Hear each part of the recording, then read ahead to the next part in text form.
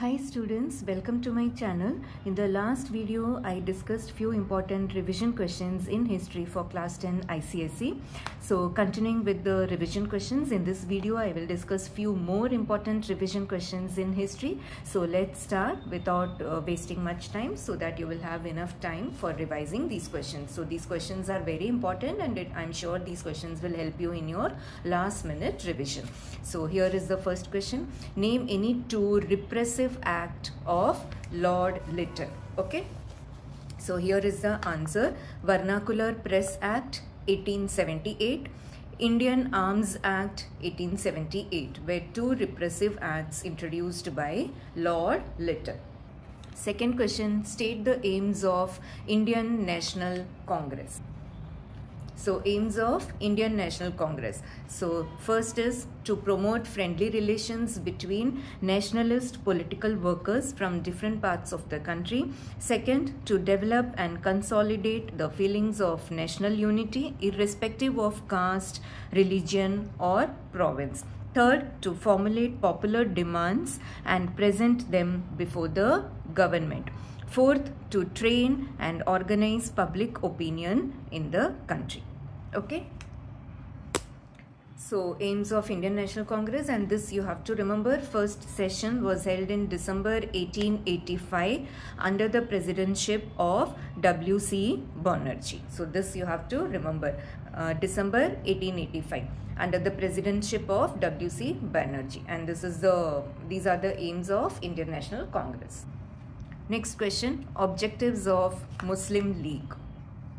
So objectives of Muslim League, first is to promote among the Muslims of India loyalty towards British, to protect and promote political interest of the Muslims.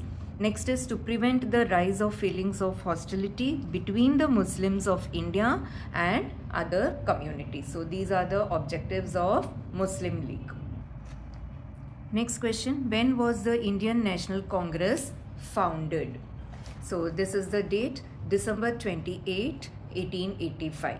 So Indian National Congress was founded on 28th December 1885. Next question, what were the methods of early nationalist and assertive nationalist? So this is a very important question. So first is methods of early nationalist. Constitutional agitation method was followed by EN. EN is the short form of early nationalist. AN is for assertive nationalist, but you don't use the short form. You have to write early nationalist. Pura likhna hai. Okay. So constitutional agitation method was followed by early nationalist. The methods adopted by them had two objectives. First set of objectives, their first objective was to educate people in India in modern politics, arouse national political consciousness and create united public opinion. For this, they क्या किया इसके लिए? So for this, they first is held meetings where speeches were made and resolutions for popular demands were passed. Second, they used press to criticize government policies. Thirdly, they sent memorandums and petitions to government officials and British Parliament. Okay, so first set of objectives. Then second set, their second objective was to influence British government and British public. For this, they followed, first they made use of 3 P's. 3 P's were petitions, prayers and protest. They sent petitions, letters of protest to the British government to look into the problem of Indians. Second point, deputations of Indian leaders were sent to Britain. These leaders carried an active propaganda in Britain. Next, a British committee of INC was set up in London in 1889, which published a weekly journal, India, to present India's case before the British public. Okay, so I hope it's clear. So these were the methods of early nationalists. So early nationalist ke methods mein you have to do the constitutional agitation method was followed by them, and the methods adopted by them had two objectives, first set of objectives and second set of objectives. Okay. Now coming to assertive nationalist, methods of assertive nationalist, they adopted the policy of non-cooperation and resistance to unjust acts of the British government. Okay, so first is Swadeshi. It means producing necessary items in one's own country and using them for one's use without being dependent on imported goods. Next is boycott. Economic boycott of British goods and use of Swadeshi was designed to encourage Indian industries and provide people with more employment opportunities. Third is national education. A national scheme of education was planned to replace government-controlled universities and colleges.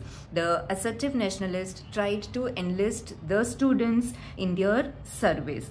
Many national schools were established in East Bengal. Bengal National College set up at Kolkata. Bengal National College was set up at Kolkata. Efforts were also made to give education a national orientation in vernacular languages. Okay, next point, passive resistance.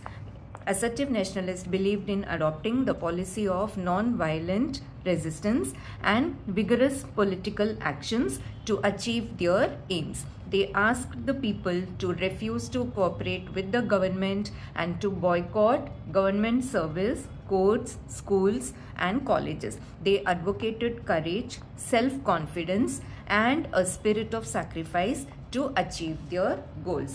Next is mass involvement. They believed in the strength of masses and proposed to win freedom through mass action. Revivalism. Assertive nationalists revived self-respect by referring to India's past glory. Example, Tilak revived the Shivaji's festival. Assertive nationalists presented Chandragupta Vikramaditya, Rana Pratap and Shivaji as national heroes whose memories could inspire the masses to fight for their country. So ये सब हो गया methods adopted by assertive nationalists. So they adopted the policy of non-cooperation and resistance to unjust acts of the British government. इसमें first you have to write about Swadeshi. Next is boycott. Third point is national education. Then passive resistance. Okay, so passive resistance के अंदर you have to write all this: mass involvement, revivalism. Okay, so you have to remember all these important names. Assertive nationalists revived self-respect by referring to India's past glory. Example, Tilak revived the Shivaji festival, and assertive nationalists presented Chandragupta Vikramaditya, Rana Pratap and Shivaji as national heroes whose memories could inspire the masses to fight for their country. So this is a very important question, methods of early nationalist and assertive nationalists. Next is who set up the Servants of India Society. So Servants of India Society was set up by Gopal Krishna Gokhale. So next question, name two leaders of early and assertive nationalist. So early nationalist, you have Dadabhai Naoroji, Gopal Krishna Gokhale. Assertive nationalist, you have Aurobindo Ghosh, Lala Lajpat Rai. Okay, see the spelling, take care of the spelling. Aurobindo, G-H-O-S-E. It is not G-H-O-S-H, it is G-H-O-S-E. So ये हो गया two leaders of EN and AN. Next is who was called father of assertive nationalism. Father of assertive nationalism, Bal Gangadhar Tilak. Next question, when was Bengal partitioned and by whom? So partition of Bengal कभी हुआ था? 16th October 1905. Okay, partition of Bengal was implemented on 16th October 1905 and it was announced on 20th July 1905. So this is done. Next question, meaning of Swadeshi. So Swadeshi means, it means producing necessary item in one's own country and using them for one's use without being dependent on imported goods. Next question, name some indigenous industries. So you can write indigo, cotton. So यहाँ पे मैंने लिखा है cottage industry. So you can write cottage industry. Next question, state any two impacts of Swadeshi and boycott movement. So two impacts of Swadeshi and boycott movement. So this is the answer. And the movements encouraged the indigenous industries. taught the press to be outspoken, students to rebel, Hindus and Muslims to cooperate. Okay. Next is gave impetus to nationalist poetry, prose and journalism. So these were the impacts of Swadeshi and boycott movement. Encouraged indigenous industries. The movements taught the press to be outspoken, students to rebel, Hindus and Muslims to cooperate. Gave impetus to nationalist poetry, prose and journalism. Next question, reason for Surat split.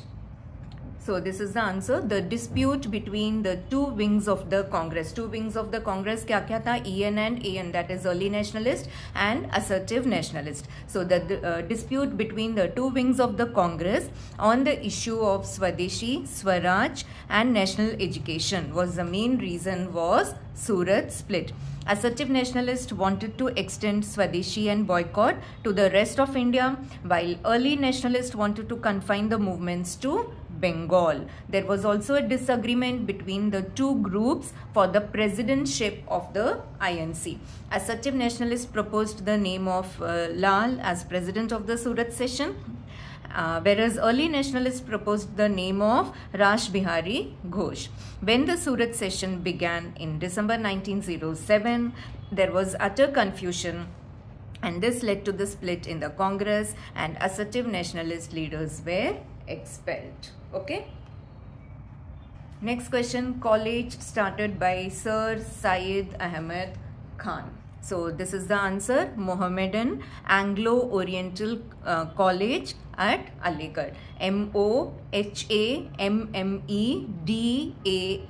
Okay, so Mohammedan Anglo-Oriental College at Aligarh.